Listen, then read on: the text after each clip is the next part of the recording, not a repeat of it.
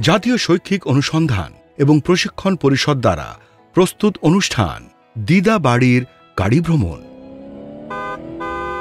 আজ সকাল থেকেই আকাশ আর রিঙ্কি খুব উৎসাহিত ছিল। আজ ওরা দিদার বাড়ি যাচ্ছিল। আকাশ শুধু তার বাবার কাজ থেকে বাড়ি ফেরার অপেক্ষায় ছিল। সন্ধ্যা হতে না হতেই রমেশবাবু অফিস থেকে ফিরলেন। তাড়াতাড়ি একটা ট্যাক্সি বুক করা হলো দিদার বাড়ি যাওয়ার জন্য। রিঙ্কি তার মায়ের সাথে ট্যাক্সিতে সমস্ত জিনিসপত্র ট্যাক্সিতে রেখে দিল। অন্যদিকে বাবার বোঝানোর পরেও আকাশ জেদ ধরে ড্রাইভারের পাশের সিটে বসে পড়ল আর ট্যাক্সি রওনা দিল দিদার বাড়ির দিকে।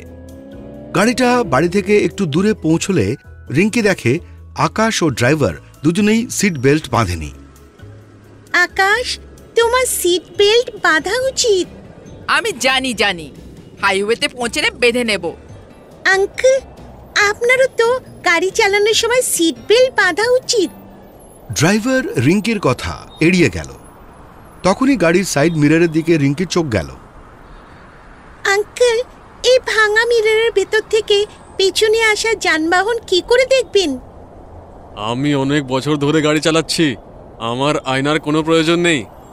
বাবা, এই আঙ্কেল এত অসাবধানে গাড়ি চালাচ্ছেন। আমরা নিরাপদে দিদার বাড়িতে পৌঁছে যাব তো? চিন্তা করো না রিঙ্কি, সব কিছু ঠিক আছে।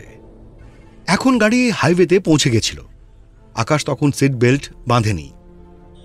তার পুরো মনোযোগ ছিল রাস্তা দিয়ে আসা যাওয়ার অন্যান্য যানবাহনের দিকে। রিঙ্কি আবারও তাকে সিট বেল্ট পরতে বলল।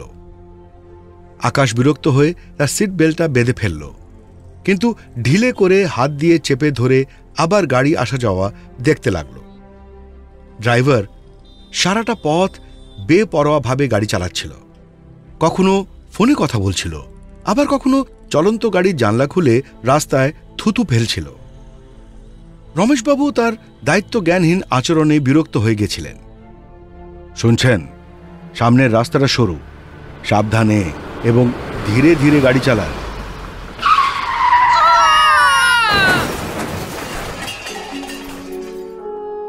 রমেশবাবু কিছু বলার আগেই সামনে থেকে আসা একটি মোটরসাইকেলের সঙ্গে গাড়ির ধাক্কা লেগে গেল। দুর্ঘটনার সাথে সাথে রাস্তার উপর লোকজন জড়ো হয়ে গেল। ভিড়ের মধ্যে কেউ একজন অ্যাম্বুলেন্সও ডেকে নিল। সিট বেল্ট ঠিকমতো না বাঁধার কারণে আকাশেরও আঘাত লাগল। অন্যদিকে মোটরসাইকেল আরোহীও চালকের কাছে ক্ষতিপূরণ দাবি করতে লাগল। দেখুন, আপনার অসাবধানতার কারণে কি হয়েছে। ক্ষমা করবেন স্যার, আমি অনেক বড় ভুল করে ফেলেছি, আমি খেয়াল করিনি। রিঙ্কি খুশি যে বড় কোনো দুর্ঘটনা ঘটেনি এবং কেউ গুরুতর আহত হয়নি। সে মনে মনে সিদ্ধান্ত নিয়েছিল যে সে যখন বড় হবে এবং গাড়ি চালানো শিখবে তখন সে অবশ্যই সমস্ত ট্রাফিক নিয়ম মেনে চলবে। যাতায়াতের কিছু নিয়ম। প্রথমত, গাড়ি চালানোর সময় সিট বেল্ট বা হেলমেট পরুন। দ্বিতীয়, নির্ধারিত গতিসীমা অতিক্রম করবেন না। আর তৃতীয়, সর্বদা ট্রাফিক সিগন্যাল মেনে চলুন। আর চতুর্থ, আপনার লেনে থাকুন। আর পঞ্চম, অন্যান্য যানবাহন থেকে নিরাপদ দূরত্ব বজায় রাখুন। ষষ্ঠ, নেশাগ্রস্ত অবস্থায় গাড়ি চালাবেন না। সপ্তম, গাড়ি চালানোর সময় মোবাইল ফোন ব্যবহার করবেন না। অষ্টম, জরুরি যানবাহন যেমন অ্যাম্বুলেন্স বা ফায়ার ইঞ্জিনের জন্য পথ তৈরি করুন। নবম, আপনার গাড়ির নিয়মিত রক্ষণাবেক্ষণ করুন। এবং দশম, প্রধান সড়ক, চৌরাস্তা, তিন রাস্তা এবং বাঁকগুলিতে টার্ন করার সময় গতি ধীরে করুন।